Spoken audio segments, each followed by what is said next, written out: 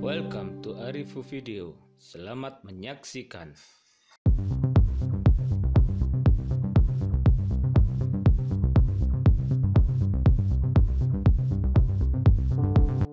Assalamualaikum warahmatullahi wabarakatuh. Kali ini kita akan membahas tentang mata kuliah desain produk di pertemuan pertama. Sebelum kita memulai mata kuliahnya, alangkah lebih baiknya kita perkenalan dan rincian perkuliahan ini. Nah, mata kuliah ini bertujuan untuk meningkatkan wawasan dan pemahaman mahasiswa mengenai desain kemasan yang baik dan dapat merancang mengembangkan desain kemasan yang baik. Maksudnya yaitu membahas tentang fungsi dan makna kemasan dalam upaya membangun citra produk. Dalam kuliah ini dipaparkan tentang bagaimana cara mendesain kemasan yang baik sesuai kriteria desain yang baik. Kemudian mahasiswa dapat mendesain kemasan produk dengan kasus-kasus produk pasar sesuai dengan kebutuhan pasar. Kita tahu kalau suatu produk dengan kemasan yang baik itu bisa meningkatkan nilai kualitas dan bisa meningkatkan harga juga. Kemudian membahas tentang desain produk, pastinya kita tidak terlepas dengan desainer ya. Desainer itu bekerja melalui bahasa rupa. Setiap gagasan tidak sepenuhnya dapat diwujudkan dalam bahasa verbal. Artinya beberapa gagasan akan dimanifestasikan dalam bayangan visual yang ada dalam persepsi. Kemudian melalui gambar itulah maka manusia akan mengingat persepsi lampau atau sebagian daripadanya dan kemudian melakukan sesuatu pada persepsi itu. Kadang-kadang dengan cara yang baru, seorang desain grafis atau desain komunikasi visual dituntut harus dapat berkomunikasi melalui bahasa gambar, bahasa rupa. Bagaimana contoh apabila ia menggambarkan sepasang bentuk mata, maka pertama yang harus dilakukan adalah menggambarkan bentuk lingkaran yang dapat dimaknai secara visual atau secara gambar sebagai mata. Proses berpikir visual adalah proses yang terintegrasi, artinya berpikir visual adalah proses membayangkan dan kemudian merinci bayangan dalam pikirannya. Aspek penting dalam berpikir visual adalah bahwa bayangan akan berbeda, akan benda-benda dan tempat itu mempunyai detail visual. Berpikir membutuhkan kemampuan untuk membayangkan atau menggambarkan benda dan peristiwa secara fisik dan tidak ada. Jadi gambar itu sangat penting sekali. Kita lebih cepat mengingat gambar daripada teks atau angka. Kemudian seorang perancang desain grafis itu mempunyai dua tujuan yang saling berhubungan, yaitu berkomunikasi sebuah pesan kepada audiens atau target dan untuk menciptakan sebuah desain yang menyenangkan atau menarik sehingga pesan tersebut bisa tersampaikan. Nah, dari tujuan materi kuliah desain produk ini, yang pertama untuk memberikan kemampuan bagi peserta dalam berbahasa visual yang dapat fungsional untuk diimplementasikan guna memecahkan suatu permasalahan desain, khususnya dalam pemecahan desain komunikasi visual pada kemasan. Nah, apa arti desain itu? Istilah desain muncul sebagai hasil pola industri massal yang dimiliki serta pemikiran modernisme dengan asas spesialisasinya. Secara singkat, istilah desain dapat diartikan sebagai hasil karya manusia yang harus dapat berfungsi untuk memecahkan suatu masalah atau problem solving. Untuk mendapatkan suatu desain yang baik, maka pertama kita harus mempunyai ide yang baik, kemudian kita buat bagannya, kemudian kita implementasikan. Contohnya seperti ini. Di sini ada suatu produk ya. Produk ini produk terasi. Nah, di sini terbuat dari pohon bambu ya. Apa itu? kemasannya. Kenapa? Karena fungsinya selain murah mendapatkan bahan-bahannya, di situ bisa meredam bau. Kemudian nggak hanya itu aja, di situ dikasih semacam kayak cap ya, atau suatu desain agar bisa teringat oleh banyak orang. Nah, nih ini pengertian desain grafis, yaitu awalnya adalah bidang pekerjaan desain yang outputnya adalah karya desain yang dihasilkan melalui proses cetak. Namun seiring perkembangannya zaman, maka aspek komunikasi visual menjadi titik beratnya, sehingga disebut pula sebagai desain komunikasi visual.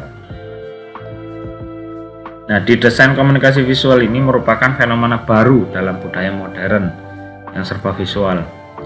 Desain komunikasi visual kini mencakup bidang pekerjaan yang lebih luas, tidak hanya dibatasi oleh proses cetak saja, namun setelah mencakup semuanya hal yang serba visual yang secara fungsional untuk berkomunikasi. Nah, kayak desain-desain grafis ini akan memberikan dampak pada upaya mempengaruhi perilaku belanja, sehingga seseorang dapat memilih sebuah produk karena tampilan visualnya atau karena terpengaruh oleh iklannya. Beberapa keputusan desain yang baik melibatkan beberapa elemen berikut ini. 1. Ada elemen garis. Garis ini tanda yang menghubungkan dua titik. Kemudian yang kedua yaitu bentuk atau shape ya. Bentuk ini apapun yang mempunyai dimensi tinggi dan lebar, bentuk mendefinisikan benda-benda atau objek-objek yang menarik perhatian, menyampaikan ide-ide dan menambahkan semangat. Kemudian yang ketiga yaitu tekstur, adalah wajah atau sentuhan dari suatu permukaan. Tekstur menambah kekayaan dan dimensi, menekankan dan mengusulkan suasana hati atau perasaan. Kemudian yang berikutnya yaitu ruang atau space, adalah jarak atau area antara sekeliling benda-benda, ruang memisahkan atau menyatukan, memberi penekanan dan memberi istirahat pada mata. Dan yang kelima yaitu ukuran. Ukuran itu seberapa besar atau kecil. Ukuran memperlihatkan apa yang paling penting, menarik perhatian dan membantu kita mencocokkan layout bersama-sama. Kemudian yang berikutnya yaitu yang keenam yaitu nilai. Nilai adalah kegelapan dan terang akan suatu daerah. Nilai merefleksikan suasana hati, mendramatisir dan menciptakan kedalaman dalam ilusi. Kemudian warna itu alat penting sebagai simbol atau tanda komunikasi. Warna menyampaikan suasana hati, menarik, menekankan hal yang penting. Secara psikologis, warna itu ada beberapa arti. Contohnya kayak merah mewakili sifat-sifat seperti keberanian, dinamis, vitalitas, semangat, emosional, kemarahan, perang, bahaya, membahana, jantan, sensual. Kemudian warna kuning mewakili sifat kehangatan, pencerahan, ceria, kemeriahan, semangat, kegembiraan, kesenangan, membuat bidang menjadi lebih puas, energi, kebaruan, ketenangan, dan kering.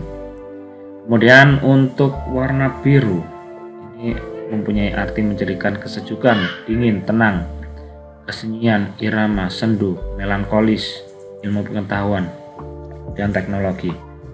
Kemudian arti warna hijau memiliki sifat kalem, natural, alam, hutan, sejuk, segar, kedamaian, lembut, rileks, bersih, mudah, pengharapan, keyakinan, kepercayaan, ketelitian, dan kehidupan. Nah, itu tadi beberapa arti dari warna. Kemudian yang berikutnya yaitu prinsip-prinsip desain. Pertama ada keseimbangan, terus ada ritme, terus tekanan, kesatuan. Nah, untuk yang di keseimbangan itu sebuah penyaluran atau pendistribusian yang sederajat atas berat dan bobot. Dan ada ritme itu sebuah pola yang dikreasikan dengan mengulang-ulang elemen yang bervariasi. Yang ketiga yaitu tekanan. Tekanan adalah apa yang paling menonjol, yang mendapat perhatian yang pertama. Biasanya berupa tulisan yang ukurannya berbeda dengan yang lainnya, biasanya lebih besar atau fontnya berbeda. tekanan, empasis. Dan yang keempat yaitu kesatuan. Kesatuan itu seluruh elemen terlihat saling memiliki. Berikutnya yaitu prosedur mendesain. Dalam pekerjaan desain terdapat tahap-tahap yang harus dilakukan oleh seorang desainer. Tahap-tahapan tersebut akan memudahkan seorang desainer dalam mendesain kemasan. Dua pertanyaan yang harus Anda jawab adalah mengapa dan bagaimana desain itu dilihat. Mengapa Anda membuat desain itu, kemudian bagaimana desain itu dilihat. Kemudian tahap-tahap mendesain apa saja? Pertama, kita menuliskan permasalahan dalam sebuah kata-kata yang singkat ya. Kita observasi permasalahannya apa saja yang ada, kita tuliskan pakai kertas juga boleh. Kata-kata singkat apa saja, contohnya di sini kita develop, plan dan lain sebagainya. Kemudian yang kedua yaitu lakukan riset penelitian.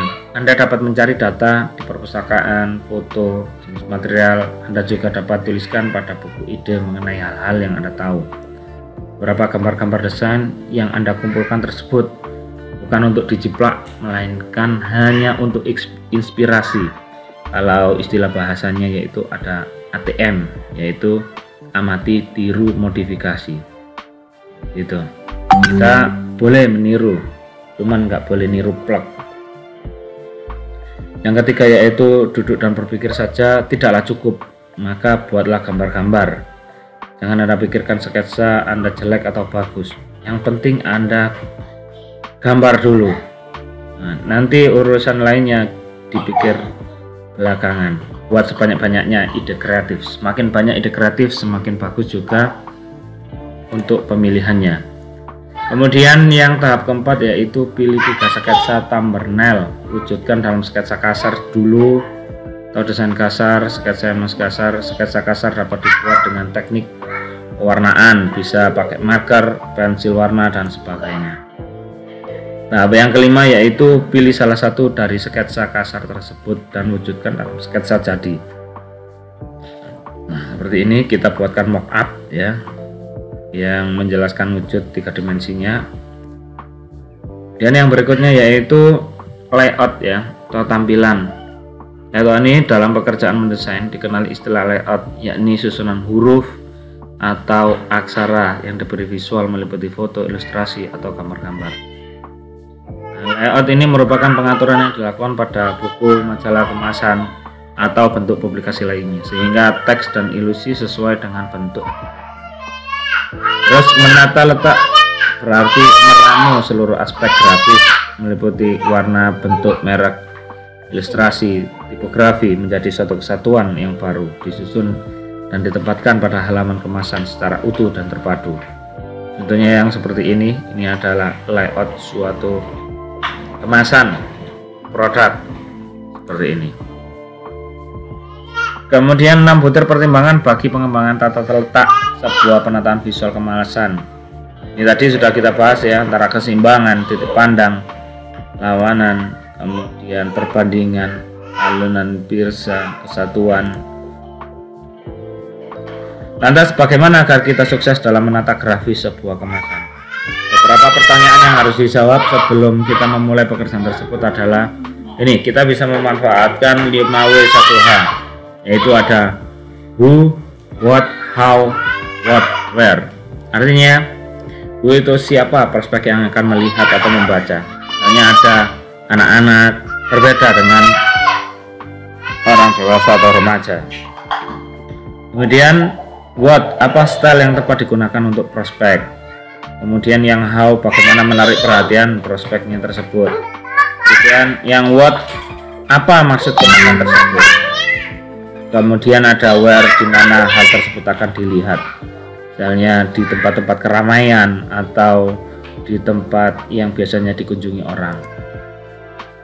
Nah, setelah Anda menjawab beberapa pertanyaan tersebut, maka Anda dapat mempertimbangkan cara membuat layout sketsa thumbnail yang bermacam-macam. Nah, kemudian di sini beberapa faktor yang penting dalam penataan grafis kemasan itu.